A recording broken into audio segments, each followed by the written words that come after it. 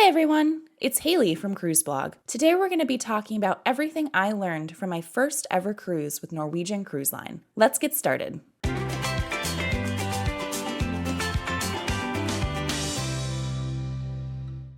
I just got back from my first cruise with Norwegian Cruise Line and my first sailing in almost 10 years. I sailed on a 7-night Caribbean cruise on the Norwegian Getaway, and the week was filled with new and exciting adventures exploring everything that the ship had to offer its guests. I was excited to experience what it would be like sailing with a new-to-me cruise line. This was also my first time on a cruise sailing as an adult and planning my own trip. I had a lot of learning to do, and I'm excited to share some of my experiences to better help you prepare for an NCL cruise. The first thing I learned was that we should have checked our luggage at the cruise terminal. When going through the boarding process on Embarkation Day, I quickly realized that I was in the minority when it came to not choosing to check my luggage. Our pre-scheduled boarding time was at 11 a.m. We found ourselves on board at about 11:30 a.m. However, we quickly found out the hard way that the passageways to the staterooms were all blocked and that all the guest cabins were still being prepared. Because of this, my travel companion and I had to carry and cart around our luggage for the following couple of hours until our room was ready. This was not too big of a hindrance, however, as we spent the time familiarizing ourselves with the ship's main lunch spot, the Garden Cafe. This buffet venue offered plenty of seating and made for an easy spot to grab some lunch while our bags remained out of the way. We noticed that a majority of our fellow passengers had chosen to check their luggage prior to boarding. The staterooms were available about 3 hours after we boarded, around 2 p.m. While it was slightly annoying to have to wheel our bags around, it was not the end of the world. If you are someone who wants to explore or participate in activities on board right away and not be limited by your luggage, I recommend packing one small bag with necessities, such as a phone, camera, swimsuit, cruise documentation, and then checking the remainder of your bags. The second thing I learned was just how important your keycard is on your cruise. Your NCL Stateroom keycard is essential for not only access to your cabin, but to make any purchases, reservations, or to reboard after a port day. Your Stateroom keycard will quickly become your constant companion once you board your cruise. Because the Stateroom keycards are so important, it is a good idea to have them on your person at all times. We noticed many guests wearing lanyards while on board our ship. This is a good idea to keep your keycard close by, or even a small bag or purse may be good as well. Next up, I learned to do research ahead of time to make the most out of your time while in port. While on our sailing with Norwegian Getaway, we docked at 4 ports of call: Great Stirrup Cay, St. Thomas Virgin Islands, San Juan, Puerto Rico, and Amber Cove, Dominican Republic. Each port we visited, the ship was docked for approximately 7 hours. Guests were typically allowed to disembark around 8 a.m., and the all-aboard time was usually about 2:30 p.m. Most guests seemed to disembark around 10 a.m., giving most passengers about 4.5 hours to explore that day's destination.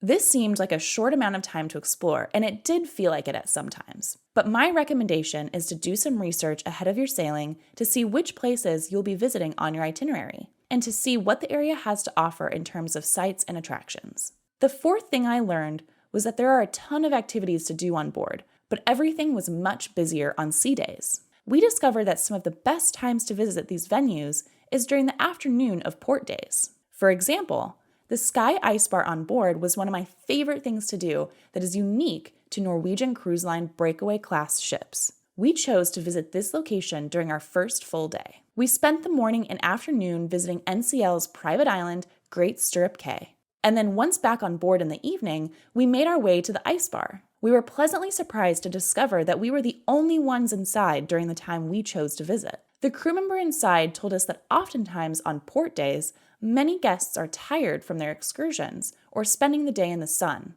and that these guests tend to spend the remainder of their day back on board resting and relaxing. This seemed to be true later on in our voyage as well. On our last port day visiting Amber Cove, we discovered that hardly any guests were using the water slides on board the ship, and we were able to ride the adrenaline-pumping freefall slide multiple times back-to-back with no line. Next up, let's talk food. On my Norwegian cruise, I learned that all the complimentary dining rooms have the same menu. All the dining rooms featured the same classic dishes served each day, as well as a rotating specials of the day menu. While this portion of the menu changed every day, it was the same food served at each complimentary restaurant. The main difference between the complimentary dining rooms was the atmosphere and the decor. We ate at every complimentary dining room throughout the course of our cruise, and while the menu was the same at each venue, I still recommend switching it up and visiting each dining space if you can. I also learned that visiting the box office was extremely important. We accidentally discovered on our embarkation day of the sailing that the box office was an important place to visit first thing once on board. We knew we needed to visit this location in order to reserve the times we wanted to watch the complimentary entertainment. However, while we were there, the helpful crew member also informed us that we would also book our tender time for our visit to Great Stirrup Cay the next day while visiting the box office. This was extremely helpful because in one conversation, we were able to reserve our complimentary entertainment for our whole voyage, as well as the tender time for Great Stirrup Cay the following day. We were able to secure an 8 a.m. tender time for the next day. Later on, we discovered that guests who did not stop by the box office were automatically assigned to the very last tender group, which departed the getaway for the island at about 11 a.m. I definitely recommend stopping by the box office on embarkation day to check if there are any complimentary entertainment, shows, or tenders that you may need to book before they fill up for your sailing. Another thing I learned on board the Norwegian Getaway was that it's impossible to feel bored while on board, and you probably won't have time to see it all. When first looking at all the offerings on the ship, it might look like guests would be able to experience everything the ship has to offer during a sea day, and absolutely during 2 sea days. However, we found out that is just not the case. We had 2 sea days on the Norwegian Getaway on our sailing, and even with all that time, there were still things that we could not have explored during this trip. I'd never experienced a day at sea with NCL, so going into our voyage, I didn't know what to expect. By the end of the trip, I had come to the conclusion that I think it would be impossible to be bored during a day at sea with NCL. One thing you often hear about cruise ship cabins is that they're very small, but I learned there was actually a lot of space in our inside cabin. The first thing I noticed when we entered our stateroom for the first time was just how spacious it was. There was so much storage that we could not have filled it all if we had tried.